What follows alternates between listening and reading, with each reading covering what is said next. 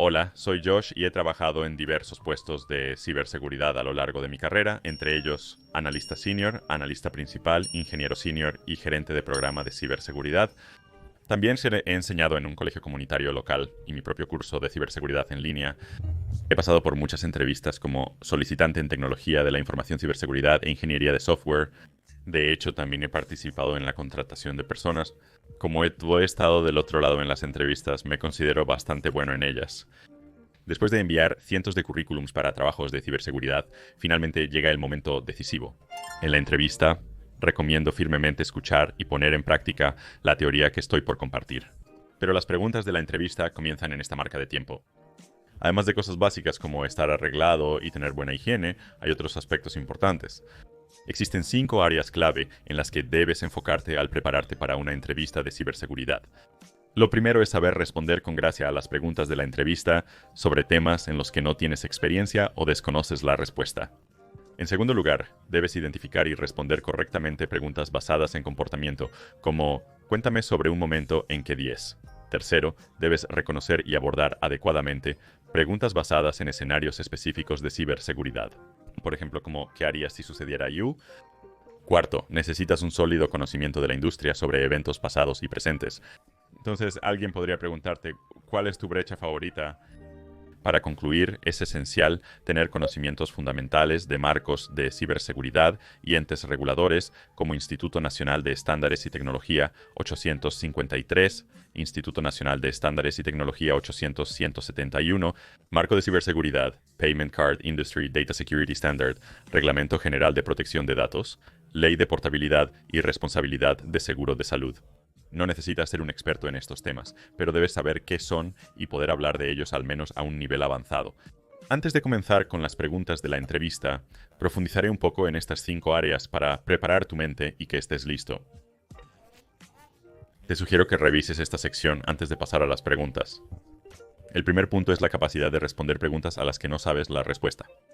Siempre puedes responder algo mejor que no sé o nunca he trabajado con eso antes, cuando te hacen una pregunta que no sabes contestar. Cuanto más laboratorios y experimentos y estudios hayas hecho por tu cuenta, más fácil será para al menos producir algún tipo de respuesta a una pregunta a la que no sabes la respuesta. Digamos que nunca has trabajado en ciberseguridad, pero en una entrevista te preguntan, ¿puedes contarme sobre una vez cuando tuviste que planificar e implementar controles de seguridad en tu entorno laboral?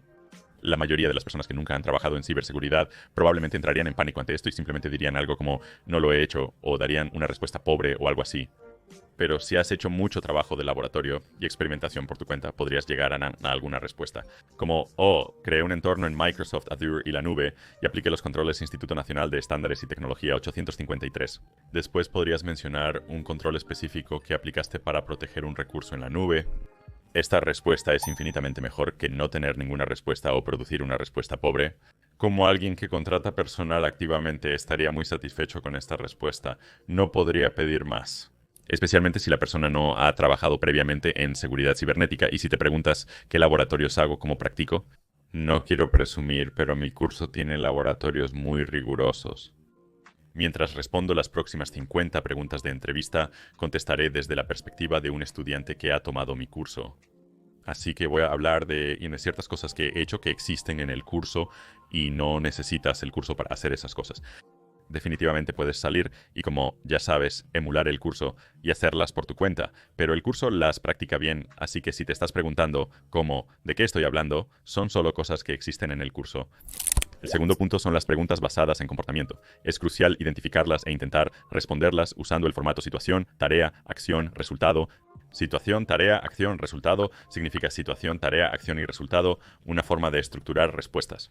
Hablas sobre cuál era la situación, cuál era la tarea en cuestión, qué acción tomaste y cuál fue el resultado de la acción que tomaste. En realidad, inicialmente es muy difícil responder preguntas como esta porque es demasiado en qué pensar. Tienes que intentar identificar la pregunta y estás como, está bien, una tarea de situación es realmente difícil de hacer si no la has practicado de antemano.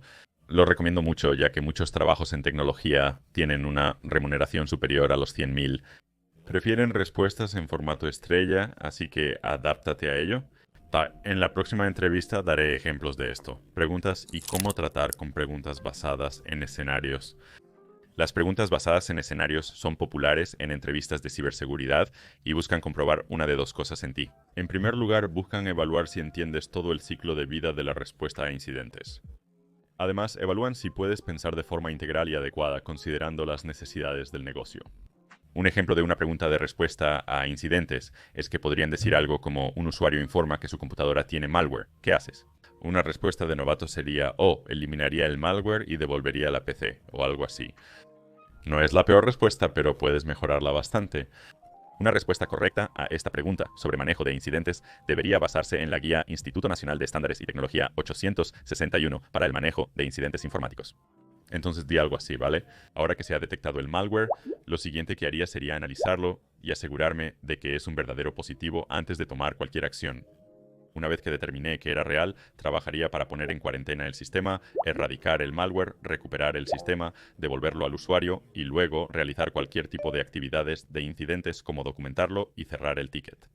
Y si quieres ser extra elegante, puedes agregar al final: según Instituto Nacional de Estándares y Tecnología 861, esta respuesta se alinea perfectamente con el ciclo de vida de respuesta a incidentes definido por Instituto Nacional de Estándares y Tecnología 8160. Es una buena respuesta que prueba tu capacidad para pensar de manera integral considerando las necesidades del negocio. Podrían decir algo como: ok, tienes un escenario donde se descubrió una vulnerabilidad crítica en un servidor, pero el equipo de ingeniería se niega a parchearlo porque dicen que el sistema se volverá inutilizable si lo hacen. ¿Qué haces en ese caso? Y alguien que no ha trabajado antes en ciberseguridad simplemente no sabe nada mejor. Podrían decir algo como: es una vulnerabilidad crítica, así que los obligaré a parchearlo de todas formas. Y esta es realmente una mala respuesta, no es ni siquiera promedio, es una mala respuesta, es una mala respuesta. Porque en el escenario que se te dio, dijeron como: si lo parcheas, el servidor se volvería inutilizable, y si haces eso y haces que tu servidor sea inutilizable, no eres diferente a un mal actor. Al realizar un ataque de denegación de servicio como contra tu propio servidor, debes pensar de manera integral y considerar el negocio. Una respuesta más adecuada a esta pregunta sería matizada y requeriría hacer preguntas aclaratorias al entrevistador. Y probablemente sería algo en la línea de como: trabajaría para implementar algunos controles compensatorios en el ínterin que no derribarían el servidor. Y trabajaría con el equipo de ingeniería para idear un poema. Eso significa plan de acción y hitos para parchear el servidor en algún momento en el futuro sin derribarlo. 4. Conocimiento de la industria y eventos actuales. Los entrevistadores suelen preguntar sobre tus violaciones de seguridad favoritas o que nombres algunas violaciones pasadas. Y en mi opinión, la mejor manera de obtener este conocimiento de manera pasiva es escuchar podcasts. Recomiendo encarecidamente escuchar The Cyberwire de Dave Bittner, así como Darknet Diaries de Jack Rhysider. The Cyberwire es un podcast de ciberseguridad muy bien producido donde hablan sobre eventos actuales y este tipo de cosas. Lo recomendaría. Recoja el episodio de hoy y escúchelo todos los días. Avanzando, ya sabes, hasta que consigas un trabajo y luego, ya sabes, tal vez incluso después si te gusta el podcast. Darknet Diaries también es un podcast de alta producción y calidad. En lugar de noticias, se enfoca en la narración de historias. Es realmente entretenido y expandirá tu mente sobre lo que es posible, porque cubre las cosas más locas que suceden en, como nuestra industria, en todo el mundo. Para los diarios de Dark Knight, comenzaría en el episodio 1 y escucharía al menos un episodio por día. No escucharía 10 en un día, sino uno por día hasta ponerme al día. Por último, punto 5. Conocimientos fundamentales de ciberseguridad, sus marcos y organismos reguladores. Esos fundamentos básicos de ciberseguridad se pueden obtener gratis en Internet, por ejemplo, del profesor Messer. Además, la certificación profesional de ciberseguridad de Google es muy buena, es bastante integral y también tiene algunos componentes prácticos. Asegúrate de que esté lo más organizado posible. No querrás como llegar hasta una entrevista y luego que ocurra algo tonto, como que no puedas responder alguna pregunta básica sobre la tríada confidencialidad, integridad y disponibilidad. Realmente quieres evitar esos escenarios, así que solo asegúrate de conocer como todos esos fundamentos de ciberseguridad, como esos realmente básicos, ¿verdad? Pondré un enlace en la descripción al programa de ciberseguridad de Google. De hecho, yo mismo pasé por eso y obtuve el certificado. Pensé que era un programa realmente decente. En cuanto a esos marcos de ciberseguridad convencionales y organismos reguladores, probablemente sean la cosa más aburrida. Cuando se trata de estudiar temas de ciberseguridad en mi curso, desafortunadamente, intento abordarlos de la manera más interesante posible, pero pondré una lista de cosas que creo que deberías saber a continuación, y estas cosas también se incluirán en las preguntas de la entrevista que vienen. Entonces, finalmente, la razón por la que viniste. Es hora de comenzar a revisar las preguntas y respuestas de la entrevista real y quiero decir que recomiendo encarecidamente, encarecidamente, encarecidamente. Quedé sin palabras. Lo que recomiendo encarecidamente es que repases todas las 50 preguntas y practiques articulando tus respuestas en voz alta. No es imprescindible tener pareja para lograrlo. Puedes tener las preguntas en tu teléfono, puedes salir a caminar y simplemente practicar respondiendo las preguntas en voz alta, como si las estuvieras respondiendo en una entrevista. Esto te va a ayudar inmensamente porque cuando realmente estés en la entrevista, como el 50% de tu cerebro va a dejar de funcionar. Y si no has practicado haciendo las cosas de antemano, te será mucho más difícil encontrar las respuestas adecuadas. Por lo tanto, te recomiendo practicar respondiendo antes de la entrevista, así cuando llegue el momento ya habrás hecho algo similar. Así que puedes tener ese espacio extra libre en tu cerebro para prestar atención a otras cosas como tal vez relacionarte más con el entrevistador y como, ya sabes, hablar más sobre tu persona, estar menos nervioso. Es mucho mejor si practicas mucho con anticipación. Bien, pasemos a la entrevista real. Preguntas. ¿Cómo configuras las reglas dentro de un módulo de identidad del suscriptor para identificar posibles incidentes de seguridad? Por favor, proporciona un ejemplo de cómo configurar reglas dentro de un módulo de identidad del suscriptor.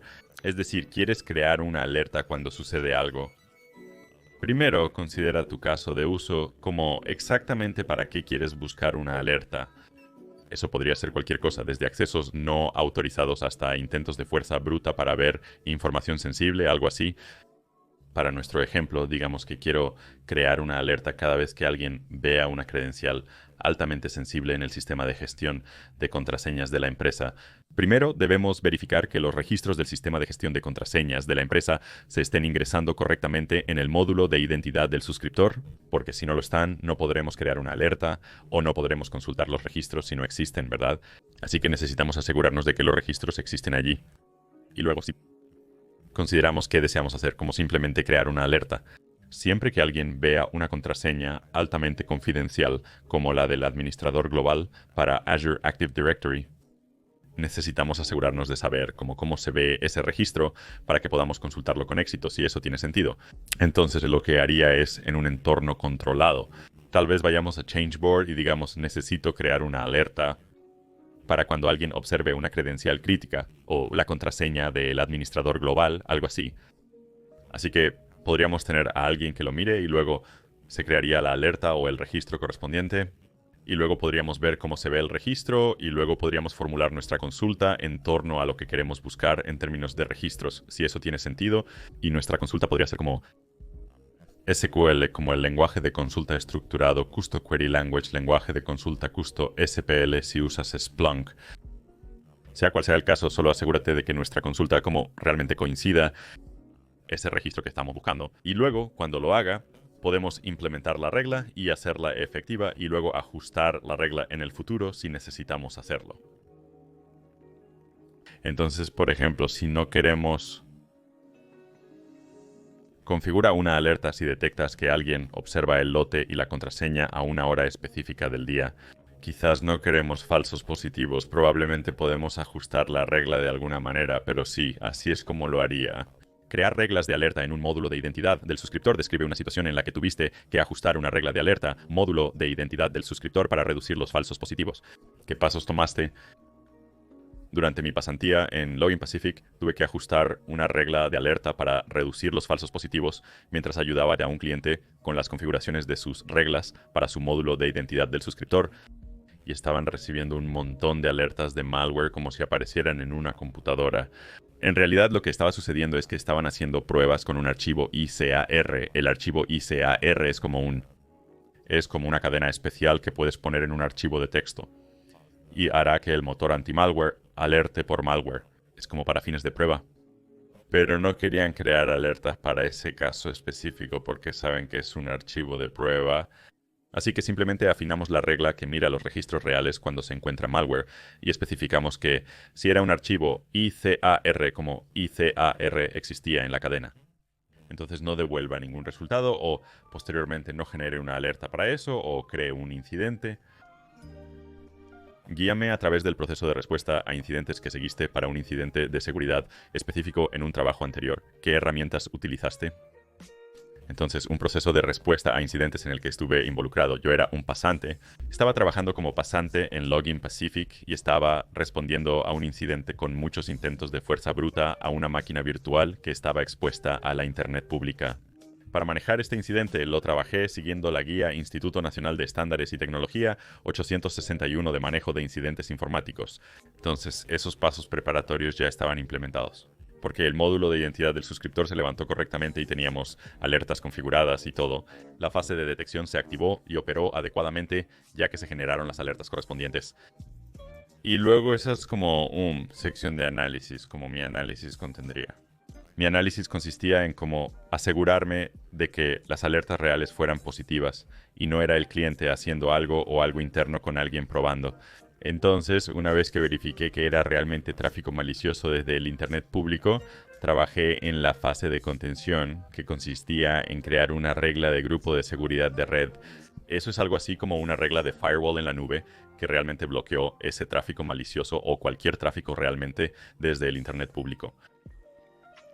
Y en cuanto a la erradicación y recuperación, no hay nada que erradicar o recuperar realmente. Lo hizo. No había ninguna indicación obvia como indicadores de compromiso y ninguno de los intentos de autenticación tuvo éxito, por lo que no había actividad posterior al incidente que realizar. Estábamos usando Microsoft Sentinel, ¿verdad? Como un módulo de identidad del suscriptor y luego todo eso como el ecosistema de Microsoft Defender para la nube. Básicamente solo registré todo lo que hice, como verificar que era un verdadero positivo, creando la regla de firewall para bloquear el tráfico público desde Internet. Y luego simplemente cerramos el incidente en Sentinel y eso fue todo. ¿Qué tipos de registros sueles integrar en un módulo de identidad del suscriptor y por qué? En cuanto a qué registros integras en un módulo de identidad del suscriptor, depende de tu entorno, qué es importante y cuáles son tus activos y recursos críticos. En una configuración estándar o básica, por decirlo de alguna manera, todos esos servidores importantes como el proveedor de identidad, la autenticación y los servicios compartidos como los registros, probablemente todo eso debe recopilarse en el módulo de identidad del suscriptor, ya sea que estés utilizando Active Directory o Azure Active Directory u otro proveedor de identidad aleatorio. Es una muy buena idea ingerir registros de todos tus métodos de autenticación, al menos en tu módulo de identidad del suscriptor. Y luego, según tu solicitud e infraestructura crítica y tus recursos importantes, necesitas identificar esos y luego los sistemas que los contienen y las cosas que se utilizan para cómo acceder a esos. Todos los registros de esas cosas probablemente también necesiten ser llevados al módulo de identidad del suscriptor porque necesitas tener ojos y oídos en lo que es más importante para tu organización. Habla de una vez que tuviste que colaborar con otro departamento o persona para abordar un problema de seguridad. ¿Qué fue y cómo lo manejaste? He estudiado y trabajado mucho y tengo una buena intuición para la ciberseguridad. Sin embargo, no he tenido la oportunidad de colaborar con otro departamento en la práctica, pero entiendo que esto surge bastante a menudo y la separación de funciones es algo en ciberseguridad, así que puedo dar un ejemplo de cómo podría ser esto. Por ejemplo, si estoy en el equipo de gestión de vulnerabilidades, busco vulnerabilidades e intento trabajar con los departamentos para remediarlas. Por lo general, digamos, la persona que busca la vulnerabilidad no va a ser la persona que realmente la está remediando y verificando que se ha remediado. Básicamente, digamos que podría estar realizando los escaneos y verificando la remediación. Entonces, digamos, encontré una vulnerabilidad en un sistema y la persona responsable de eso para eso quizás sea similar al administrador de escritorio de Windows. Entonces, lo que haría en esa situación es desglosar la vulnerabilidad lo mejor que pudiera para ellos. Puede ser que sea un lector de Adobe desactualizado o algo similar. Podría proporcionarles una solución como algo así, similar a una desinstalación e instalación automática del software actualizado o simplemente como una actualización automática, junto con cualquier tipo de documentación que puedan necesitar para entender por qué es importante y entender qué necesita suceder. Básicamente, si necesito que alguien haga algo o remedie algo, haré su trabajo lo más fácil posible para ellos. Así no tienen que, digamos, gastar demasiado tiempo o energía. Tomen lo que les di, trabajen en la remediación y avísenme cuando terminen. Y luego verificaré que se ha remediado proporcionando o realizando, digamos, otro escaneo. Eso es básicamente lo que haría. ¿Cuáles son algunos controles de seguridad que recomendarías para una aplicación basada en la nube? ¿Y por qué? Los controles de seguridad para una aplicación en la nube pueden incluir muchos elementos diferentes para proteger los datos y sistemas. Se podría implementar como una aplicación web, firewall de capa 7 o algún tipo de control de acceso basado en roles, dependiendo de lo que sea la aplicación.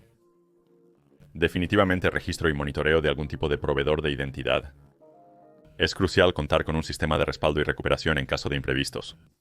Definitivamente quieres tener encriptación en reposo y absolutamente quieres tener encriptación en tránsito. TLS 1.3 y muchas otras cosas. Simplemente depende de lo que exactamente hace la aplicación y lo que estás intentando proteger. ¿Cómo configurarías el monitoreo y las alertas para el acceso no autorizado a datos sensibles? Para configurar monitoreo y alertas por acceso no autorizado a datos sensibles, básicamente debes asegurarte, dependiendo del sistema con el que trabajes. Voy a suponer que tal vez está alojado en algún servidor Windows en algún lugar. Solo para hacer el ejemplo fácil, definitivamente querrías activar la auditoría del sistema de archivos, seguro. Entonces, cuando alguien como lee, ya sabes, crear, leer, actualizar, eliminar, los archivos como los registros se crean en el registro de eventos de Windows. Por tanto, es necesario activar la auditoría del sistema de archivos. Definitivamente debes definir los archivos o datos que quieres proteger, porque no quieres detectar en todos los datos, sino en ciertos datos específicos, ¿correcto? Así que define tu alcance de lo que quieres detectar y luego quieres definir qué significa ser no autorizado, ¿verdad? Frente a autorizado. Así que no queremos alertar, como cuando alguien mira un cierto archivo o algo. Así que tal vez podemos crear nuestra alerta. Eso es como, ya sabes, si asumimos que tenemos, ya sabes, a Jim y Bob, esperamos que Jim y Bob miren estos archivos, solo estos dos. Así que en nuestra regla de consulta, una vez que nosotros contamos con los registros que llegan al módulo de identidad del suscriptor desde nuestra auditoría del sistema de archivos y conocemos su apariencia, cuando alguien realmente mira o interactúa con esos archivos, para alertar sobre accesos no autorizados a archivos como crear, leer, actualizar o eliminar, podríamos tomar medidas de seguridad. En nuestra consulta podemos decir algo como, ya sabes, si el principio del usuario no es Jim o Bob, entonces devuelve resultados o crea una alerta o algo así. Realmente depende. Hay mucha sutileza dependiendo de cuál sea el sistema. Eso está sosteniendo los datos reales que quieres proteger. Ya sabes, la granularidad del registro creado por el sistema. Pero en general, a un alto nivel, esto es básicamente lo que haría. Describe una experiencia en la que tuviste que realizar un análisis forense después de un incidente de seguridad. ¿Qué herramientas usaste y qué encontraste? No estoy seguro si puedo llamar a esto un análisis forense completo. Durante mi pasantía en Login Pacific hacía análisis post-incidente. Básicamente la situación era así. Entraban muchos intentos de fuerza bruta y de hecho ocurrió una alerta de éxito de fuerza bruta. Y la alerta de éxito de fuerza bruta, en ese caso, se definía por 10 o más inicios de sesión fallidos del mismo usuario contra la misma máquina, seguidos de uno exitoso. Y como en el mismo lapso de una hora. Así que sí tuvimos nuestro éxito de fuerza bruta contra una máquina virtual en particular y había algunos usuarios conocidos que iniciaron sesión en esa máquina virtual. Entonces yo realmente hice algo de trabajo para asegurarme de que no hubiera como actividad inusual de las cuentas legítimas que han iniciado sesión en esa máquina virtual en otro lugar. Si eso tiene sentido. Quería asegurarme de que esas cuentas no fueran comprometidas por la persona que entró por la fuerza a la máquina desde Internet. En resumen, Microsoft Sentinel tiene una función llamada mapeo de entidades para lograr esto. Y como interfaz de investigación donde puedes ver, ¿no?, como un mapa que muestra al mal actor en Internet y como todos los recursos que toque localmente, y luego puedes ver otras cuentas que han iniciado sesión en aquellos donde se generaron incidentes. Así que básicamente solo pasé por esos y miré todo y me aseguré de que las cuentas legítimas que iniciaron sesión en la máquina no estuvieran comprometidas y no estaban haciendo otras cosas o creando otras alertas, si eso tiene sentido. Al final no parecía que hubiera indicadores realmente obvios de compromiso. Después del exitoso ataque de fuerza bruta, pasamos por el ciclo de vida de respuesta a incidentes, como contener, erradicar, recuperar, restablecer la contraseña, aislar la máquina virtual y esencialmente cerrar y bloquear la máquina virtual con un grupo de seguridad de red y luego terminar cerrando el incidente. ¿Cómo te mantienes al día con las últimas amenazas y vulnerabilidades de ciberseguridad? para mantenerme al día con las vulnerabilidades y amenazas de ciberseguridad.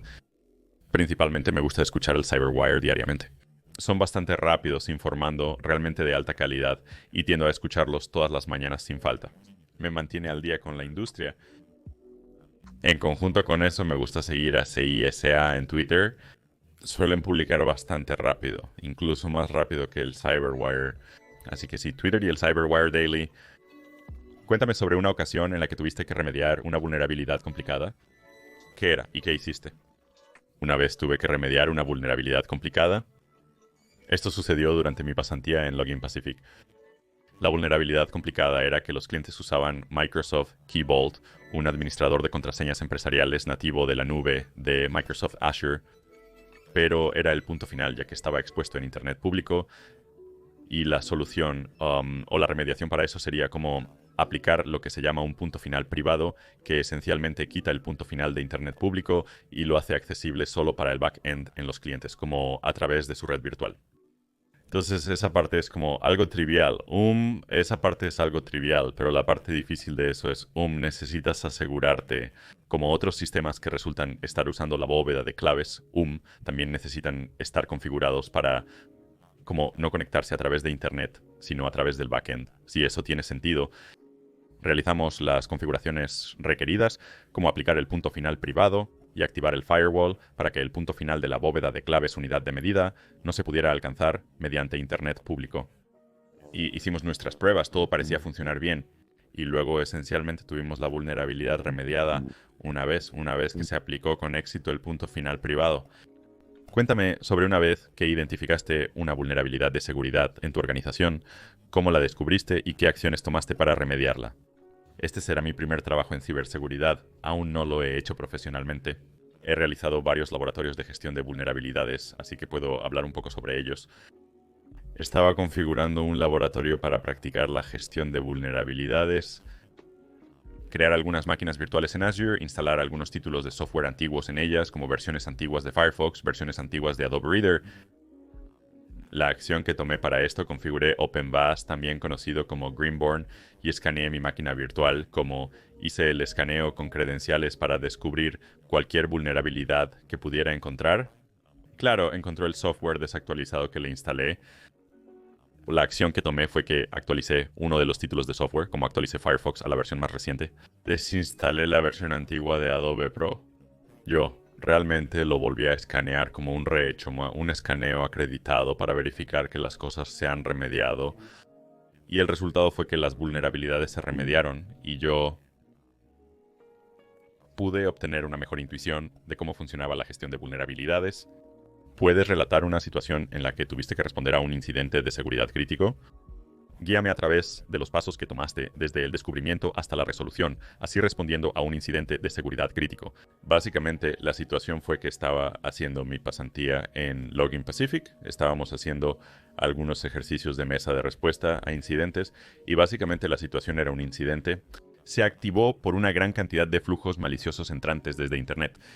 En resumen, hay grupos de seguridad de red, también conocidos como firewalls en la nube frente a las máquinas virtuales. Cuando el tráfico considerado malicioso por el algoritmo de Microsoft pasa a través de ellos, se permite su ingreso a la red. Esto se considera un flujo de melaza. Cuando hay una cierta cantidad de estos, se genera automáticamente una alerta o incidente. Entonces la acción para esto fue seguir adelante y practicar eso como algo normal. Respuesta a incidentes, Instituto Nacional de Estándares y Tecnología 861, preparación del ciclo de vida, detección. Entonces la detección y el incidente se activaron, ¿verdad? El análisis consistiría en inspeccionar y confirmar que la mayoría del tráfico es realmente tráfico de Internet, lo cual resultó ser cierto.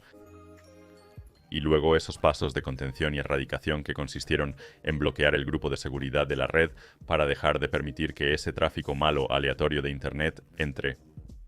Entonces se bloqueó el grupo de seguridad de la red y ese fue el resultado. Al final, no hubo más flujos maliciosos entrantes durante las siguientes 24 horas y también en adelante. Así que después de eso pude documentar todo, mis hallazgos, lo que hice, y luego esencialmente cerrar el incidente. Cuéntame sobre una ocasión en la que colaboraste con personal no técnico para implementar una medida de seguridad. ¿Cómo les hiciste entender su importancia? Este será mi primer empleo en ciberseguridad. por lo que aún no he podido aplicar mis conocimientos en la práctica. Pero estoy muy consciente de la importancia de comunicar esas ideas realmente técnicas a personas no técnicas. Así que puedo dar un ejemplo de cómo podría ser esto, como una especie de escenario inventado. Así que, cómo podría ser la situación. Soy un gerente de programa de gestión de vulnerabilidades, por ejemplo, y estamos incorporando algún nuevo servidor de un tercero para algún software o algo así. Así que la tarea sería, ya sabes, necesitamos como parte del proceso de incorporación. La tarea sería realizar un escaneo de vulnerabilidades contra él para asegurarnos de que no hay como vulnerabilidades súper malas que podrían como dañar a la organización. Así que lo escanearíamos. Descubrimos que están usando Secure Sockets Layer 3.0 y tienen habilitado SMB1 o algo similar. La acción sería comunicar estas vulnerabilidades a nuestro punto de contacto, probablemente una persona no técnica. ¿Quién debe llevar esto al equipo de ingeniería para resolverlo? En este caso, probablemente daría una analogía de por qué necesitamos tener las vulnerabilidades de SMB1 y Secure Sockets Layer 3.0 parcheadas. Así que solo daré algún tipo de ejemplo, como por qué la encriptación es importante y cómo, ya sabes, ejecutando servidor mensaje bloque, uno potencialmente crea una vulnerabilidad que podría, ya sabes, los hackers podrían explotar o los hackers podrían atacar o explotar de una forma u otra. Y ya sabes, esencialmente causando que el negocio pierda dinero o tiempo de inactividad o algo así. Y luego el resultado en este escenario, esperamos que vayamos y vengamos varias veces y trabajemos con ellos para remediar la vulnerabilidad. Pero es realmente importante como comunicar esos tecnicismos muy técnicos de una manera que esos interesados y más personas con mentalidad empresarial puedan entender. Describe un caso en el que tuviste que balancear seguridad con usabilidad. ¿Cómo enfrentaste este reto? Entonces es crucial equilibrar las medidas de seguridad con la usabilidad. En última instancia, el profesional de seguridad no está ahí para bloquear todo. El objetivo es maximizar la seguridad, al mismo tiempo que se mantiene el funcionamiento normal del negocio. Entonces, aún no he tenido que hacer esto en la vida real, pero puedo dar un escenario forzado. Quizás hay una situación en la que soy una persona de gestión de vulnerabilidades y descubro, ya sabes, una vulnerabilidad crítica en algún sistema crítico para el negocio. La acción sería para mí, intentaría hacer que el propietario del sistema corrigiera la vulnerabilidad para remediarla, ¿verdad? Y quizás me dirían algo como, oh, si parchamos esto, este sistema crítico para el negocio va a caer, así que no podemos parcharlo. Entonces la acción en este escenario, como probablemente intentaría aplicar algunos controles compensatorios en él, como si no podemos parcharlo. Quizás podamos poner como, ya sabes, un firewall extra fuerte en él o algún otro tipo de control que no afecte la usabilidad. Mientras tanto, quizás no sea tan bueno como remediarlo, pero es una protección extra, ¿verdad? Esa sería la acción. Con suerte, iríamos y vendríamos, lo aceptarían y crearíamos un hito de plan de acción para el futuro, para remediarlo adecuadamente, pero con suerte el resultado sería que su riesgo al menos se reduciría un poco. Y podríamos, como ya sabes, pasar a la siguiente vulnerabilidad. Cuéntame sobre una vez que tuviste que adaptar tu estilo de comunicación para transmitir eficazmente un riesgo de seguridad a los interesados. Este podría ser mi primer trabajo en ciberseguridad. Aunque no lo he hecho en la práctica, sí tengo el conocimiento. Es como realmente importante poder comunicar eficazmente el riesgo dependiendo de quién te esté escuchando, ¿verdad? Entonces, si estoy hablando con mi colega técnico, ellos entienden los riesgos de, por ejemplo, ejecutar software inseguro y entienden el impacto potencial de los ransomware y cosas así.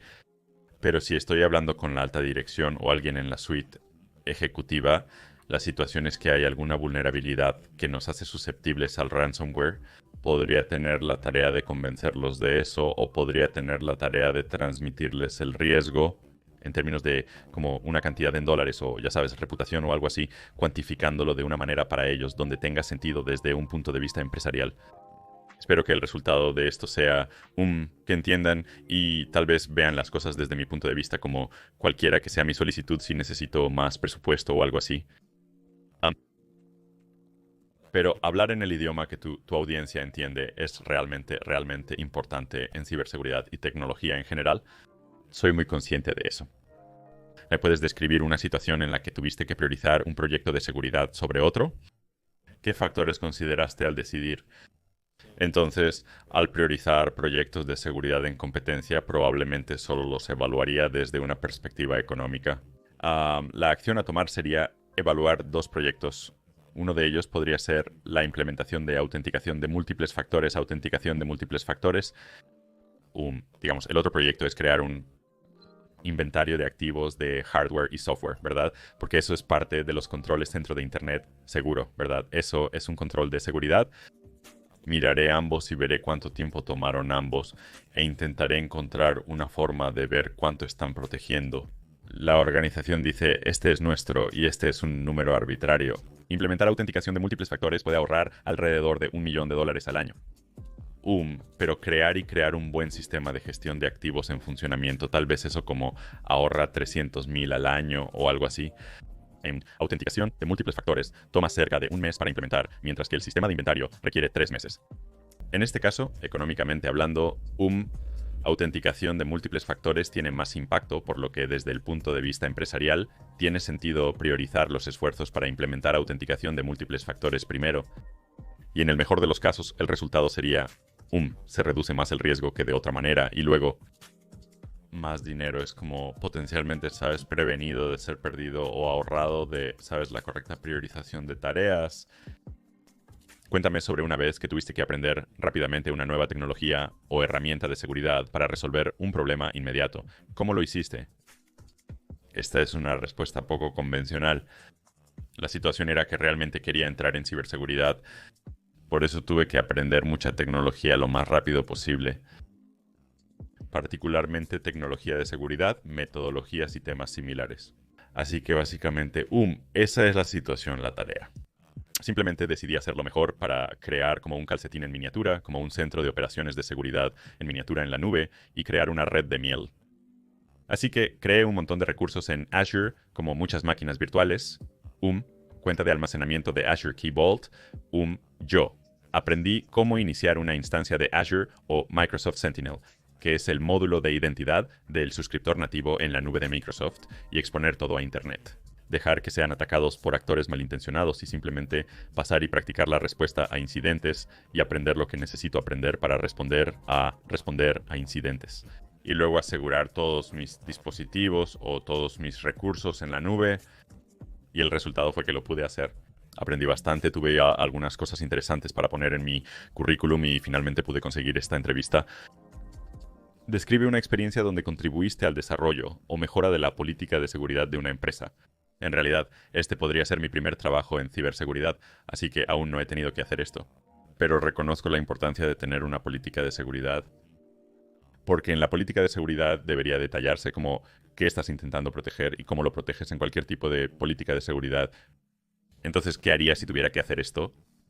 En la situación en la que necesito aumentar o crear una política de seguridad, la acción que tomaría sería entrevistar a los interesados necesarios. Probablemente eso va a ser como el director de información, director técnico, director de seguridad de la información, y luego otros, tal vez niveles C y dueños de negocios, y ver cuáles son nuestros activos críticos reales. Y luego redactaría la política de seguridad en torno a eso para asegurarnos de que estamos abordando lo que necesitamos abordar para proteger nuestros activos críticos. Luego, después de crear el borrador inicial, lo llevaría a los diferentes interesados y preguntaría, ¿parece esto algo que podemos mantener? ¿Es esto algo que parece lo que esperarías ver? Si dicen que sí, iría a los equipos reales que necesitan estar realmente implementando la política de seguridad y sería como los que realmente la están manteniendo. Les preguntaría, ¿se ve bien esto? ¿Es factible que lo mantengas? Y si dicen que sí, simplemente lo haría firmar por la parte necesaria y luego lo pondría en práctica o lo pondría en su lugar. Y el resultado con suerte sería que tenemos una buena, ya sea nueva o aumentada, política de seguridad a la que podemos recurrir. ¿Sabes si necesitamos justificar el presupuesto o algo así en el futuro? Cuéntame sobre una ocasión en la que tuviste que realizar una capacitación de usuarios para mejorar la conciencia de seguridad. ¿Qué enfoque tomaste y cuáles fueron los resultados? Así que realmente no he tenido que dirigir una capacitación de seguridad. He experimentado ser un usuario final que debe realizar la capacitación de seguridad. Es algo en lo que reflexiono bastante.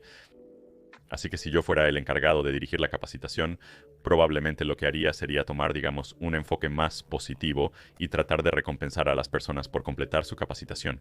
Por lo que he visto, el gran problema es que las personas posponen la capacitación, no la hacen o no la realizan correctamente, ¿verdad?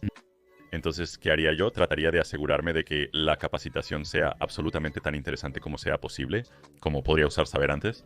La plataforma de capacitación tiene escenarios interesantes, como películas de Netflix que son entretenidos y divertidos.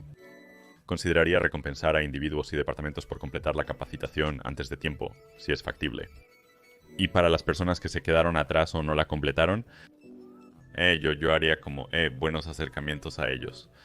Como unas cuantas veces antes, comencé a escalar al gerente porque no quiero tener malas relaciones, ya sabes, con las personas. Estoy tratando de guiar a través de la capacitación, si eso tiene sentido.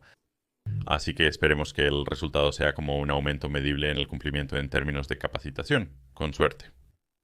Describe una situación en la que tuviste que trabajar bajo plazos estrictos para resolver un problema de seguridad. ¿Cómo manejaste la presión? Este podría ser mi primer trabajo en ciberseguridad y aún no he lidiado con esto, pero estoy muy consciente de los incidentes. No esperan, ya que no tienen un horario de 9 a 5 como los demás, pueden llegar casi en cualquier momento. Y entonces para mí la forma en que yo lidiaría con superarlo y manejar la presión y todo eso, espero que la organización en la que trabajé estuvieran practicando tendrían como un buen plan de respuesta a incidentes en su lugar. Quizás sigue la norma Instituto Nacional de Estándares y Tecnología 861. En ese caso, el primer paso es la preparación, ¿no? Espero que la etapa de preparación esté completa y más o menos describe, al menos a un alto nivel, las cosas que necesitamos hacer durante el incidente en términos de flujo de comunicación y prioridades y cosas así. Así que espero poder apoyarme en nuestra preparación para eso y simplemente, ya sabes, ejecutar las cosas con calma y trabajar a través del ciclo de vida del incidente mientras descubrimos y contenemos y erradicamos y nos recuperamos y documentamos después. Así que eso es básicamente lo que hago. Y es solo si estás trabajando en seguridad y estás involucrado en la respuesta a incidentes. Es probable que simplemente tengas que trabajar horas extras o fuera de horario a veces. Esa es la naturaleza de la respuesta a incidentes. Si entro al trabajo con esa mentalidad, no es un gran problema. Es muy poco probable que me mantenga despierto por 48 horas, pero quedarse hasta tarde, a veces llega súper temprano para lidiar con algo, no es un gran problema. Solo tienes que prepararte para ello y simplemente ir con calma y hacerlo y ejecutar tu plan de respuesta a incidentes hasta la resolución. ¿Qué harías si el Departamento de Tecnología de la Información se mostrara reacio a implementar parches de seguridad críticos de inmediato, citando preocupaciones sobre el tiempo de inactividad del sistema? Independientemente del departamento, ya sea recursos humanos, ingeniería u otro, intentaré transmitir la importancia de los parches de una manera que ese público en particular comprenda.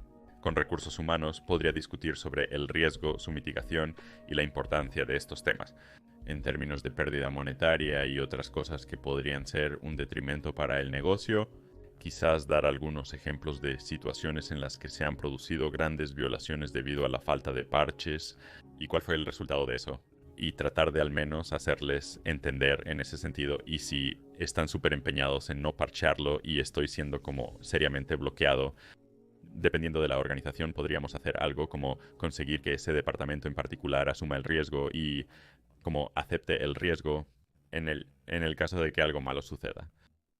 ¿Qué haría si el Departamento de Recursos Humanos rechazó implementar una nueva política de contraseñas, alegando que sería demasiado oneroso para los nuevos empleados? ¿No querían aceptar y aplicar la política? Trataría de explicarles de forma que puedan comprender. Quizás hablando sobre la pérdida monetaria debido a la violación de datos o la pérdida de confianza pública, etc. Si no podemos implementar una política de contraseñas simple, ¿qué esperanza nos queda? Tenemos que hacer algo un poco más complicado, como implementar autenticación de múltiples factores, por ejemplo, donde podríamos requerir que las personas usen algún tipo de dispositivo de token o aplicación de autenticación. Es más complicado que simplemente tener una contraseña más larga y compleja. Expliqué estos de una manera que recursos humanos pudiera comprender y hacer lo que yo podría para posiblemente crear contenido educativo o instrucciones para usuarios sobre cómo manejar contraseñas largas. Solo haz las cosas lo más fácil posible, solo haz las cosas lo más fácil posible. ¿Qué harías si el departamento de marketing quisiera lanzar una nueva aplicación orientada al cliente sin una revisión de seguridad, citando restricciones de tiempo? Entonces, si el departamento de marketing o cualquier departamento quisiera implementar un nuevo software sin que se haya realizado ningún tipo de revisión de seguridad, simplemente explicaría los riesgos asociados con hacer eso, como podríamos, quiero decir, dependiendo de qué tipo de información se almacena y se procesa en la aplicación. podría tener grandes implicaciones para el negocio si ocurriera algún tipo de violación debido a que el software es inseguro o algo así.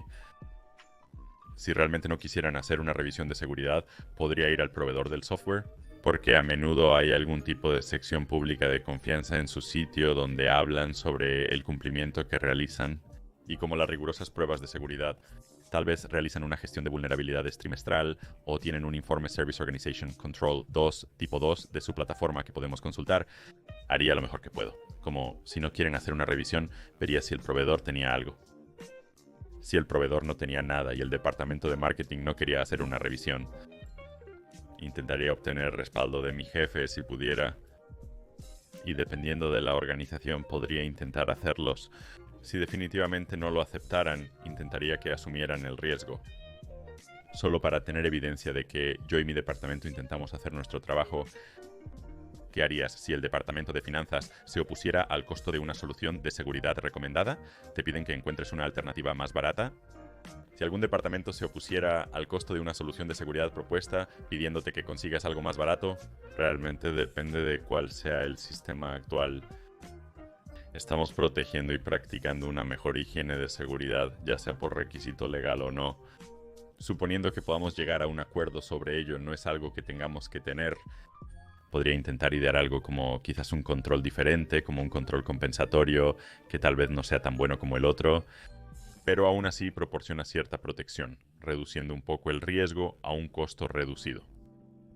Depende un poco de lo que esté pasando. Otra alternativa sería, ya sabes, usar algo como alguna solución de código abierto, dependiendo de lo que sea, o idear algún tipo de solución interna para el control. Eso necesita ser implementado. Hay varias acciones que podemos tomar dependiendo de lo que estemos intentando proteger.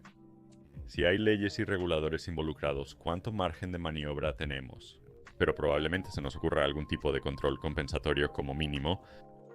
¿Qué harías si el departamento legal aconsejara no realizar una investigación de incidentes exhaustiva después de una pequeña violación de datos debido a posibles riesgos legales?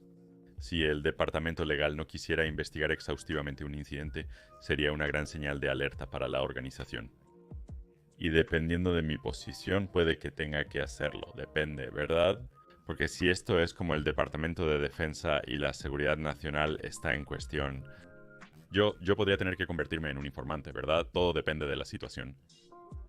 Si es un trabajo corporativo normal, lo haría. Y yo era, ya sabes, era como el, ya sabes, gerente de respuesta a incidentes o algo así. Podría tener que como consultar al director de seguridad de la información y como involucrarlos y ver qué podemos hacer porque depende de, como ya sabes, la organización. Es posible que las personas vayan a la cárcel por una violación de seguridad, ¿verdad? Si el departamento legal intenta encubrirlo, es un gran problema. No quiero involucrarme, ¿sabes? Entonces involucraría a mi gerente y lo haría participar. Y al menos como si yo no pudiera hacer nada, dependiendo de lo que fuera, yo no sé, podría intentar que el departamento legal apruebe el riesgo o algo así, pero es una decisión difícil. Realmente depende de cuál fue la violación y cómo, qué pasó y qué tipo de organización era. Pero supongo que, en resumen, ser un informante y o involucrar a mi gerente y o intentar que el departamento legal dé su aprobación y como acepte el riesgo ellos mismos. ¿Qué harías si notaras un aumento inesperado y significativo en el tráfico de red que proviene de una única dirección protocolo de Internet dentro de tu red? Si notara un tráfico excesivo originado en nuestra red, dirigido hacia el Internet público u otro destino, iniciaría un incidente y seguiría el ciclo de vida de respuesta a incidentes del Instituto Nacional de Estándares y Tecnología, 861. Esa preparación y detección ya sucedieron porque detectamos que estaba ocurriendo. Pasemos a la siguiente fase, el análisis. Intentaría observar el tráfico y hacer todo lo posible para determinar si realmente era tráfico legítimo, como si alguien realmente estuviera en esa computadora trabajando y resultó que estaba enviando mucho tráfico hacia afuera. O quizás la computadora está comprometida y tal vez se está exfiltrando algunos datos o algo así. Así que me tomaría mi tiempo en la fase de análisis para averiguar exactamente qué estaba sucediendo. Para ser más específico, podría analizar los destinos finales del tráfico saliente. Si no reconociera ninguno de ellos, podría usar un servicio de inteligencia o virus informático o algo similar, y revisar los dominios de destino del tráfico. para tratar de averiguar si es, ya sabes, tráfico malo o no, y si es malo, pasaría a la fase de contención. Y esto podría parecer como poner en cuarentena esa computadora real o cualquier que sea el dispositivo, sacándolo de la red, siguiendo nuestros procedimientos operativos estándar para la erradicación y recuperación. Eso podría parecer como reinventar el dispositivo según lo que sea. Y luego asegurándose de que cualquiera de las otras cuentas de usuario o computadoras asociadas con ese dispositivo no estaban haciendo ningún tipo de comportamiento anómalo, asegurándose de que las cuentas asociadas con ese dispositivo no estaban haciendo nada extraño o anómalo. Simplemente continuar desde allí, terminar la fase de erradicación y recuperación y volver a imaginar la computadora. Simplemente depende de cuál haya sido el escenario. Recuperarlo, volver a ponerlo en línea y luego documentar lo que sucedió durante el incidente y luego simplemente cerrarlo desde allí. ¿Qué harías si recibieras una alerta de que se están subiendo archivos no autorizados a una cuenta de almacenamiento en la nube de la empresa? Entonces, si alguien estuviera subiendo muchos archivos no autorizados a una cuenta de almacenamiento en la nube de la empresa, seguiría el ciclo de vida normal de respuesta a incidentes en Instituto Nacional de Estándares y Tecnología 861. La detección ya ocurrió porque me di cuenta de que estaba sucediendo. Entonces, saltando a la fase de análisis, me aseguraría de que, por ejemplo, si sabes que Bob Jones en loginpacific.com es quien realmente está moviendo los archivos, lo haría. Me aseguraría, como el humano real, Bob Jones lo estaba haciendo, y no como alguien que usaba su cuenta. Entonces eso implicaría llamar al gerente de Bob Jones y hablar directamente con él, ¿no es así? Y verificar si él era quien realmente lo estaba haciendo.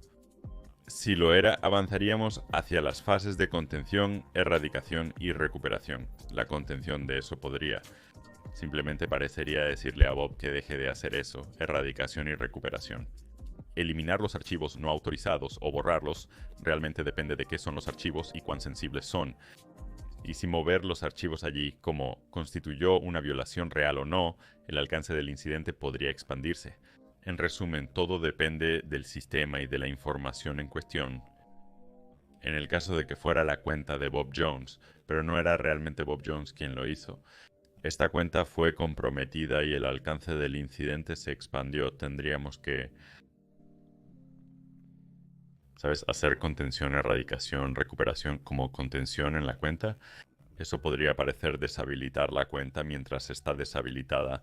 Ver qué más hizo la cuenta en la red y ver si, ¿sabes? Pasó algo más que no esperábamos.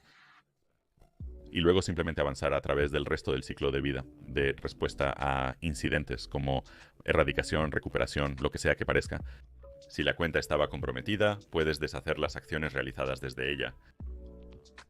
Documente todo en el incidente y ciérrelo en ese punto. ¿Qué harías si un ejecutivo de alto nivel hiciera clic en un enlace de phishing y comprometiera su cuenta? Si un ejecutivo de alto nivel hace clic en un enlace de phishing y compromete su dispositivo, se deben seguir los lineamientos Instituto Nacional de Estándares y Tecnología 886. Una detección del ciclo de vida de respuesta interna ocurrió porque hicieron clic en el enlace. Análisis. El análisis depende. Esto realmente depende de la organización y lo que pasó, pero analizaríamos y confirmaríamos que hizo clic en un enlace de phishing auténtico antes de tomar medidas. Una vez que determinamos que el enlace en el que hizo clic era efectivamente un enlace de phishing y era realmente malo, pasamos a la fase de contención. Y eso podría parecer definitivamente como deshabilitar la cuenta del ejecutivo, al menos temporalmente, desconectar su computadora y poner en cuarentena la computadora. Y durante este tiempo, dependiendo de nuestra capacidad y la madurez del departamento, podríamos mirar la laptop real y ver qué sucedió cuando haces clic en el enlace, como en un entorno aislado, y ves si tal vez algo se descargó de internet y cómo se ejecutó un script o algo así. Ver exactamente qué sucedió después de que se hizo clic en el enlace. Asumiendo que no fue tan malo y solo ese dispositivo se vio comprometido, probablemente pasaríamos a esa fase de erradicación y recuperación. Eso podría parecerse a reimprimir la imagen del portátil o simplemente emitirle un nuevo portátil, asegurándonos de que su cuenta no se haya comprometido realmente antes de volver a habilitarla. Y eso podría parecerse a revisar los registros del módulo de identidad del suscriptor para revisa las instancias de tu cuenta y echa un vistazo a lo que has estado haciendo en los últimos días para asegurarte de que no haya nada inusual. Y si todo está bien, probablemente solo restablezcamos su contraseña. Lo más probable es que volvamos a habilitar la cuenta o les devolvamos una computadora. Y luego simplemente hacer esa documentación posterior al incidente y cerrar las cosas. ¿Qué harías si descubrieras que un software utilizado en toda la organización tenía una vulnerabilidad conocida que estaba siendo explotada activamente en la naturaleza? Descubrí que algunos de los software que utilizamos tienen una vulnerabilidad grave que está siendo explotada activamente. Yo lo haría. Lo primero que haría sería tratar de determinar el alcance del software en nuestra organización, como quién lo usa y dónde exactamente está. Una vez que determinemos eso, elaboraría un plan de remediación para esto. Eso podría parecerse a configurar lo que sea nuestra plataforma de gestión de vulnerabilidades, tal vez configurando un grupo dentro de ella que contenga todos los dispositivos afectados que tienen la vulnerabilidad. Escanear, planificar la remediación y buscar soluciones. Depende de la madurez de nuestro departamento, contactando a quienes realizan las remediaciones y advertir a los usuarios finales que necesitamos remediar una vulnerabilidad en un software que usamos y simplemente no remediaríamos todo de una vez. Quizás deberíamos hacerlo en lotes, pero tenemos que ser algo agresivos para poder solucionarlo. Probablemente priorizaría la remediación en términos de la criticidad del sistema. Lo más probable es que sea la criticidad. Así que lo que quiero decir con eso es que si algunos de los sistemas son, digamos, críticos para el negocio o están orientados a Internet, podría considerar atacar esos primero. Si no hay mucho riesgo al aplicar el parche, como si el sistema se vuelve inestable o algo así, probablemente remedie primero los activos más críticos. Luego continuar avanzando en la lista, trabajando constantemente con los usuarios finales. ¿Qué harías si descubrieras que un empleado está usando la misma contraseña para varias cuentas de la empresa? Entonces, si de alguna manera pudiera descubrir que las personas están usando la misma contraseña para varias cuentas dentro de la organización, daré una especie de respuesta de escenario perfecto. Yo trabajaría para implementar el inicio de sesión único, como conseguir algún tipo de proveedor de identidad como Azure Active Directory. Supongo que ahora se llama Entra Identificación o Azure Local o Active Directory Local. Y trataría de usar el inicio de sesión único tanto como pudiera en toda la organización. En lugar de usar este tipo de identidades aisladas en todas partes, es mejor usar un inicio de sesión único en conjunto con la autenticación de múltiples factores. Entonces, de nuevo, un mundo perfecto. Simplemente implementaría Single Sign-On y luego implementaría la autenticación de múltiples factores si aún no existiera. Y eso probablemente reduciría el riesgo asociado con el uso de la misma contraseña en todas partes. ¿Puedes nombrar una violación reciente e importante de ciberseguridad y discutir su impacto en la industria? Una violación reciente de ciberseguridad que viene a la mente, esto no es muy reciente, pero tuvo un impacto bastante grande. Tal es el caso de la violación de SolarWinds, donde se comprometió la cadena de suministro. Creo que el repositorio de código se vio comprometido y un código comprometido se introdujo en producción. Por lo tanto, como todos los que usaban cierto aspecto de SolarWinds, esencialmente fueron atacados por la puerta trasera por los atacantes. Y esto cambió mucho la industria porque de alguna manera arrojó luz sobre ello. Es decir, es posible comprometer la cadena de suministro de cualquier producto o cualquier cosa y tener un impacto negativo generalizado en la industria, especialmente en empresas con cadenas de suministro comprometidas. Y creo que incluso Instituto Nacional de Estándares y Tecnología agregó, no estoy seguro si fue al CSF o a 153, pero creo que también incluyeron controles de cadena de suministro allí. Sí, definitivamente la cadena de suministro se vio comprometida por SolarWinds. ¿Cuáles son algunas tecnologías emergentes en ciberseguridad que crees que se volverán más importantes en los próximos años?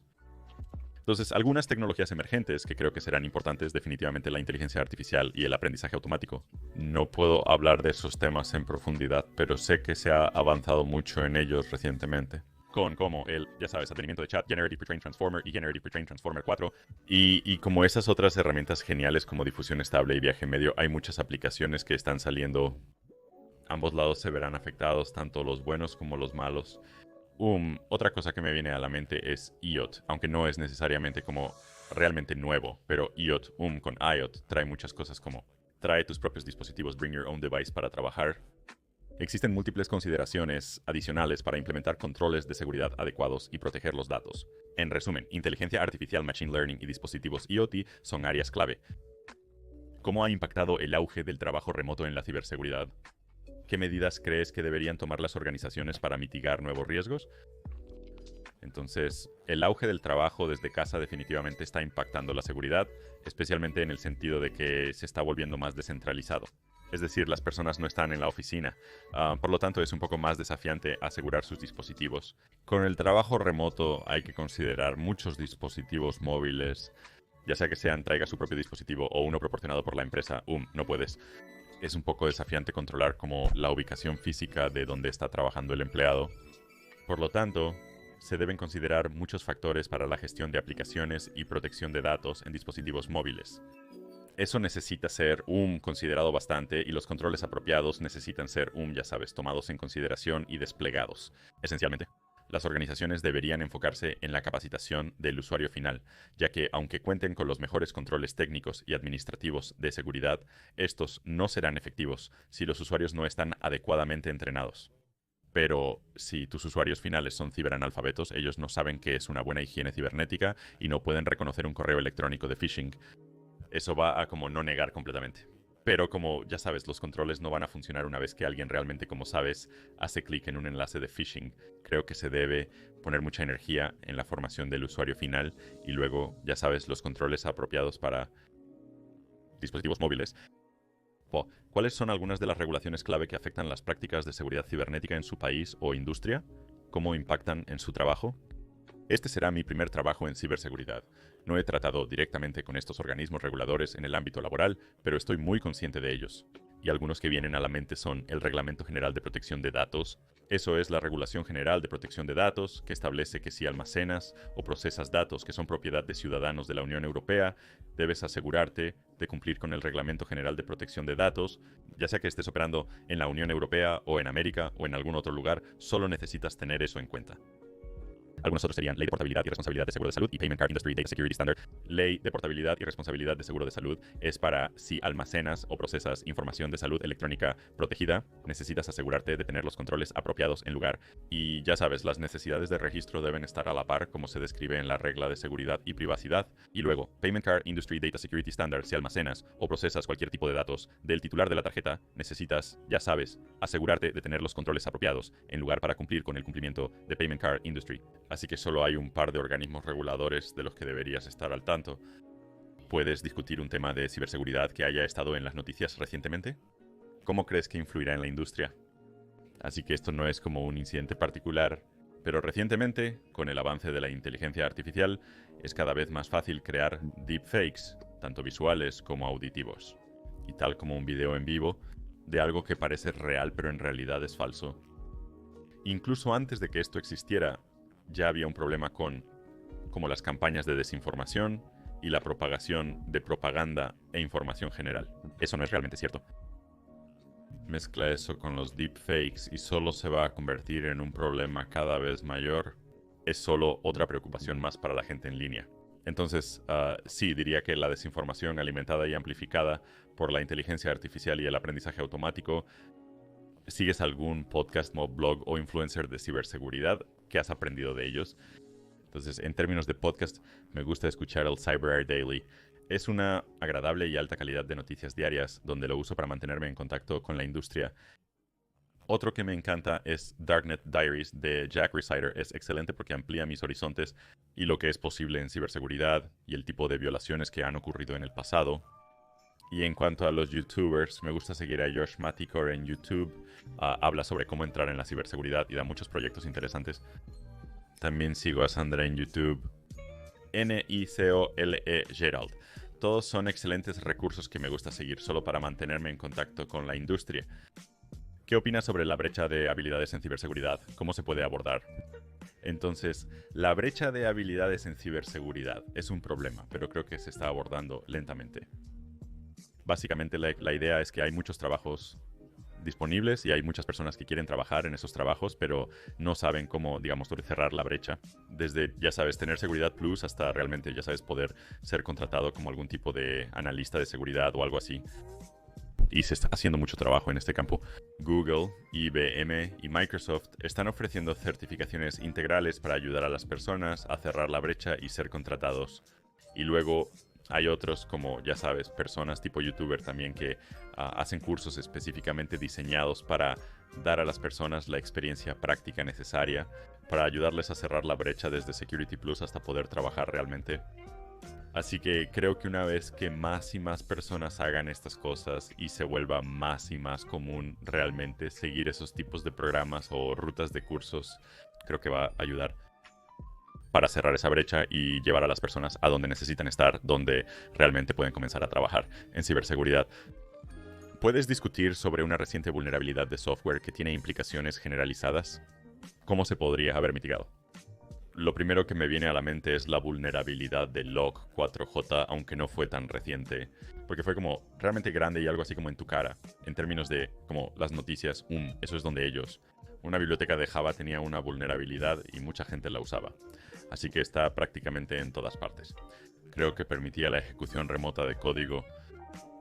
En términos de cómo se ha mitigado o prevenido, es difícil decir, para ser honesto, porque sabes eso de la retrospectiva.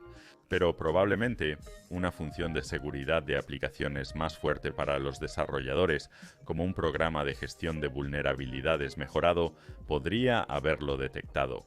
Pero nunca lo sabemos con certeza, simplemente hacemos nuestro mejor esfuerzo. Pero en términos de o las personas que realmente tenían esa biblioteca en uso para ayudar a mitigarlo, si esas personas tuvieran ya sabes, una sólida seguridad de aplicaciones o un programa robusto de gestión de vulnerabilidades, les ayudaría a abordar rápidamente el problema. Como la reparación de eso, si tiene sentido. ¿Qué piensas sobre los ataques de ransomware dirigidos a la infraestructura crítica? ¿Cómo deberían responder las organizaciones y los gobiernos? Entonces, en términos de ataques de ransomware en la infraestructura crítica, creo que esto es algo que realmente debe considerarse, ¿no crees?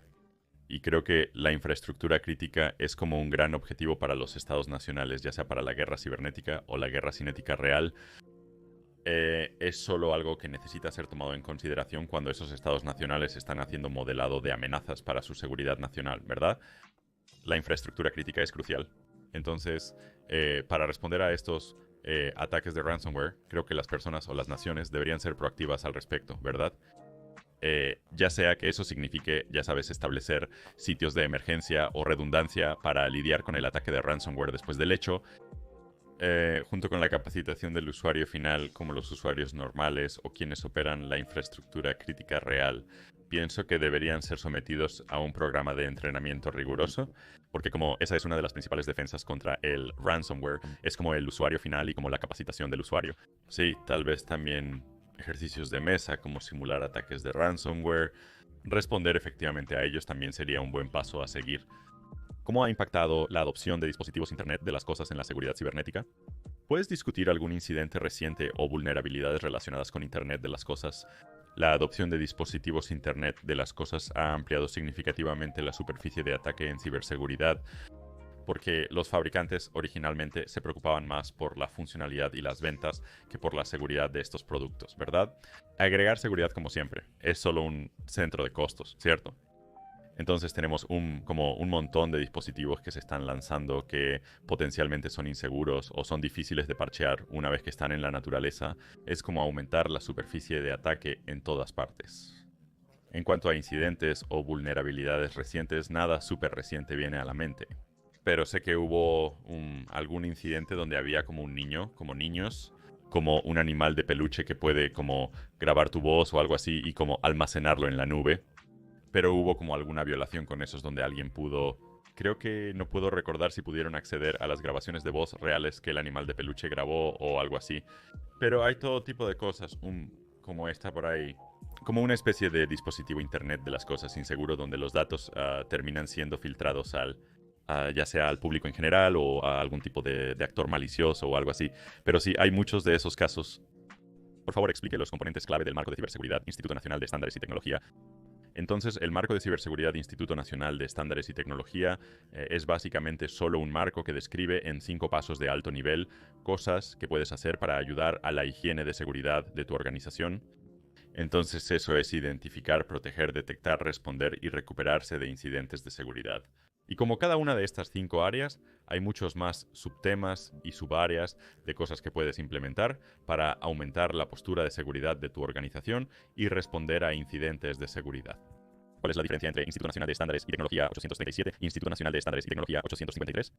La diferencia entre Instituto Nacional de Estándares y Tecnología 837 e Instituto Nacional de Estándares y Tecnología 853 es que el 837 es el marco de gestión de riesgos. Es básicamente un marco que está diseñado para ayudarte, como reducir el riesgo organizacional a un cierto nivel y luego mantener el riesgo en ese nivel a través como un proceso de ciclo continuo donde estás gestionando tu riesgo de manera continua.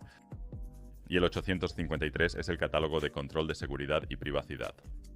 Es simplemente una lista realmente grande de controles de seguridad que puedes implementar para, ya sabes, aumentar la postura de seguridad de tu organización. Y hay como un control general, luego está como el 853, bajo, medio y luego alto, dependiendo como del nivel de rigor que necesitas aplicar a tus controles de seguridad.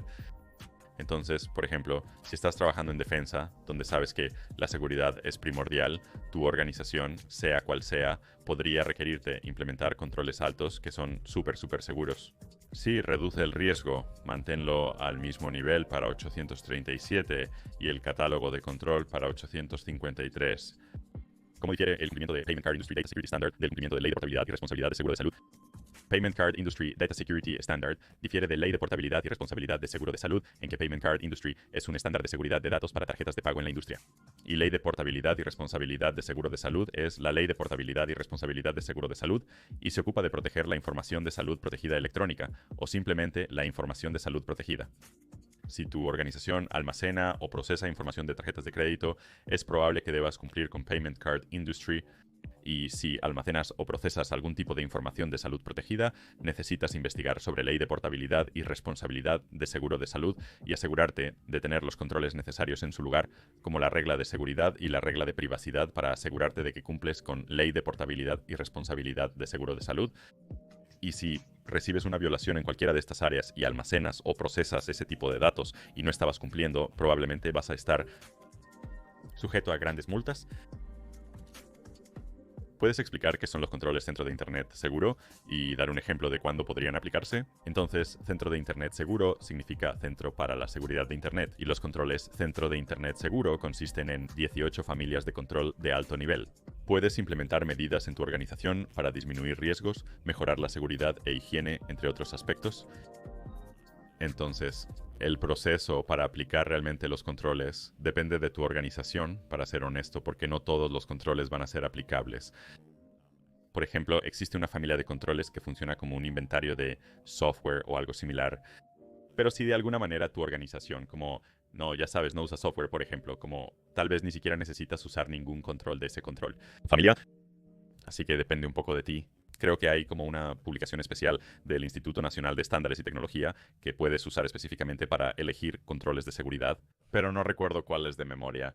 Pero un enfoque realmente simplista sería simplemente obtener los controles de centro de Internet seguro y cómo revisar la lista y luego ver qué se aplica a tu organización y pensar en como tus recursos críticos para tu organización en términos de priorización.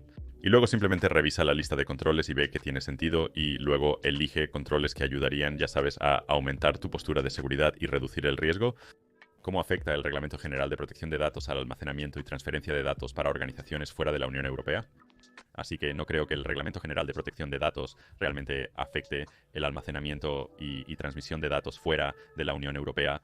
No depende necesariamente de dónde está, sino de los datos reales que se almacenan y procesan. Así que independientemente de si estás dentro de la Unión Europea o América, o en algún otro lugar, si estás almacenando o procesando datos que pertenecen a ciudadanos de la Unión Europea, ahí es donde necesitas estar consciente de eso. Necesitas cumplir con el Reglamento General de Protección de Datos porque si almacenas, procesas datos de ciudadanos de la Unión Europea y sufres una violación, sin duda vas a ser susceptible a multas. Por favor, describe el ciclo de vida de respuesta a incidentes según lo establecido por Instituto Nacional de Estándares y Tecnología 861, pero Instituto Nacional de Estándares y Tecnología 861, eso es, la guía de manejo de respuesta a incidentes informáticos básicamente describe el ciclo de vida de respuesta a incidentes que puedes seguir. Y eso consiste en preparar, detectar, analizar, contener, erradicar, recuperar y luego esas actividades post-incidente, donde repasas las lecciones aprendidas, como qué sucedió y cosas así, todo con el objetivo de fortalecer tu organización para la próxima vez que ocurra un incidente. Entonces, en cuanto a los controles Instituto Nacional de Estándares y Tecnología A153, hay un montón de familias de control y es poco probable que pueda recitar todas ellas, pero probablemente algunas de ellas sean como controles de inventario de hardware y software, registro y monitoreo. Creo que hay una familia de control llamada protección de límites, configuración segura, definitivamente control de respuesta a incidentes. No estoy seguro si ya dije control de acceso de nuevo, pero sí hay un montón de controles allí. ¿Por qué una organización querría usar Instituto Nacional de Estándares y Tecnología 837? Una organización puede usar Instituto Nacional de Estándares y Tecnología 837, un marco de gestión de riesgos, para gestionar el riesgo. Entonces, ¿qué significa eso en términos de mirar tú? Podría ser como tu organización en su conjunto, o podría ser un solo producto o una oferta dentro de tu organización. Puedes aplicar 837 a cualquier cosa, a cualquier escala, ¿verdad? Pero asumiendo que es para tu organización, Instituto Nacional de Estándares y Tecnología 837 se puede usar para identificar riesgos y reducirlos a un nivel aceptable. Y luego usarías el ciclo de vida de 837 de manera continua para asegurarte de que no hay un aumento de riesgo. En el sentido de que aceptas más riesgo accidentalmente, está diseñado para mantener el riesgo en ese nivel aceptable que definiste al principio. Así que sí, gestiona el riesgo, redúcelo y manténlo en ese nivel bajo. ¿Qué es ley de portabilidad y responsabilidad de seguro de salud y cuál es su importancia en la ciberseguridad? Entonces, el propósito principal de Ley de Portabilidad y Responsabilidad de Seguro de Salud es esencialmente salvaguardar la información de salud protegida y la información de salud electrónica protegida a través de la regla de seguridad y privacidad. ¿A qué guía de Instituto Nacional de Estándares y Tecnología te referirías para los controles de seguridad y privacidad en sistemas de información federales y organizaciones? Entonces, la guía especial de Instituto Nacional de Estándares y Tecnología para controles de seguridad y privacidad sería la publicación 853. ¿Cuáles son algunos de los objetivos clave de Payment Card Industry Data Security Standard? En resumen, Payment Card Industry Data Security Standard tiene como objetivo primordial proteger los datos de los titulares de tarjetas. Y esto se logra a través de muchos otros controles más pequeños, como la protección de la red, garantizar el cifrado en reposo y en tránsito, control de acceso, segmentación de la red y cosas como estas descritas en las pautas de Payment Card Industry Data Security Standard. Por favor, compara y contrasta brevemente los controles Instituto Nacional de Estándares y Tecnología 853 con los controles Centro de Internet Seguro. Entonces, compara y contrasta los controles Centro de Internet Seguro con los controles Instituto Nacional de Estándares y Tecnología 853. En mi cabeza, esos controles Centro de Internet Seguro son algo más generalizados, si eso tiene sentido. Entonces, por ejemplo, si tu organización como quieres aumentar tu postura de seguridad en términos generales, pero no tienes ningún tipo de... no almacenas ni procesas ningún tipo de datos que estén regulados, ¿verdad? Tú no lo harás. No tienes que ser compatible con Payment Card Industry o Ley de Portabilidad y Responsabilidad de Seguro de Salud.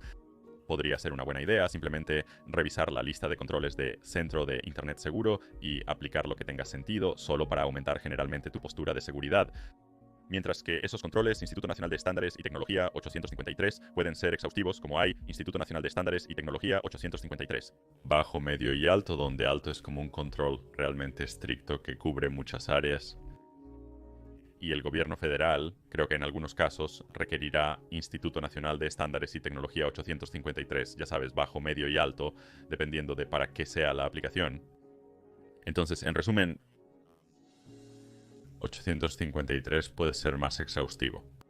Y podrías estar obligado a usar 853 controles dependiendo de tu agencia gubernamental, mientras que los controles Centro de Internet Seguro, no estoy seguro, pero no creo que nadie requiera controles Centro de Internet Seguro, pero pueden usarse en general para aumentar la postura de seguridad cuando no necesariamente tienes alguna regulación, datos que almacenas o procesas. ¿Cómo define el Reglamento General de Protección de Datos los datos personales y qué implicaciones tiene esto para la ciberseguridad? Así que creo que el Reglamento General de Protección de Datos define los datos personales como cualquier información que de alguna manera pueda vincularse a un individuo, lo que suena como una definición propia. Entonces, como el nombre, dirección o número de teléfono o algo similar de una persona, seguramente tienen una definición más rigurosa, pero creo que es cualquier dato que pueda vincularse a ese individuo. Y las implicaciones que esto tiene para la ciberseguridad es que hace que sea realmente fácil para las organizaciones caer bajo el alcance del Reglamento General de Protección de Datos.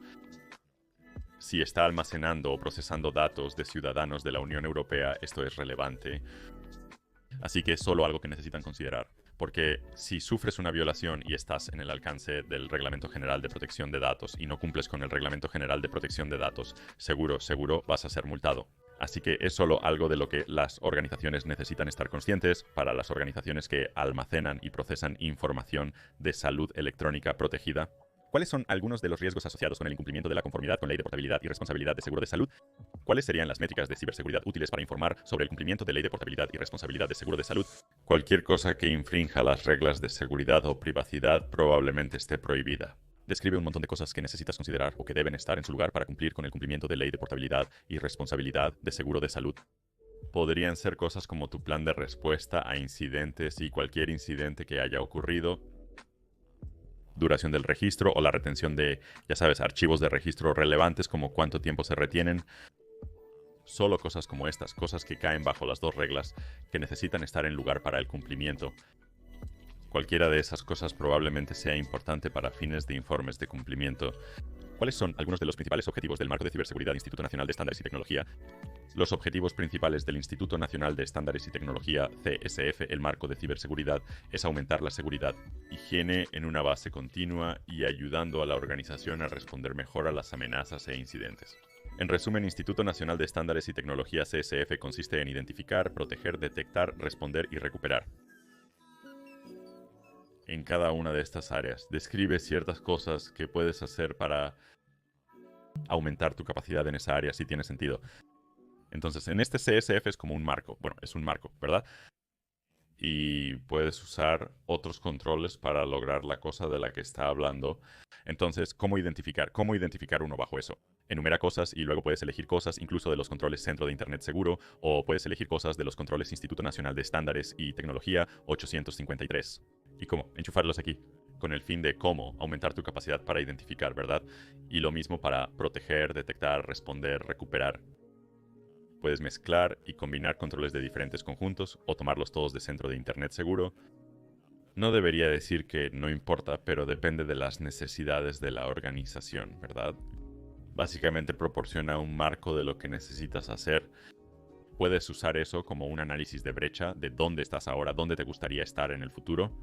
Y luego puedes usar controles para cerrar esa brecha y elevar tu postura de seguridad o tu higiene de seguridad hasta donde necesita estar.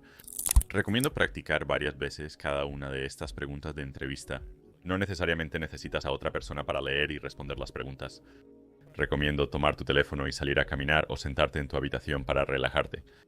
Y simplemente practica articulando tus respuestas a cada una de estas preguntas varias veces, al menos 10 veces, idealmente lo que parece que tomará una eternidad.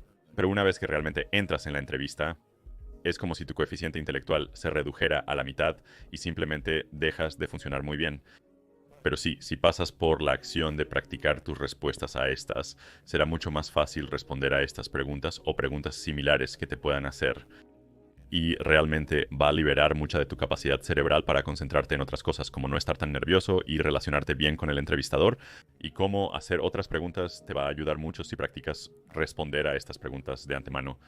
De hecho, puedes usar Chat Generative Pre-trained Transformer para responder algunas de estas preguntas. Si deseas una respuesta distinta a la que yo habría proporcionado, recuerda, puedes decir cosas como responde a esta pregunta como si fueras nuevo en ciberseguridad o responde como si fueras un director de seguridad de la información experimentado. Responde a estas preguntas 10 o I para generar, ya sabes, diferentes niveles de respuestas, si eso tiene sentido. Si pasas por estas preguntas, practícalas varias veces. Estarás muy por delante del 99% de las personas, sin duda. Así que haz tu mejor esfuerzo para practicarlas. Revisa mi curso, ha conseguido muchos empleos con consejos prácticos de ciberseguridad. Nos vemos en el siguiente video.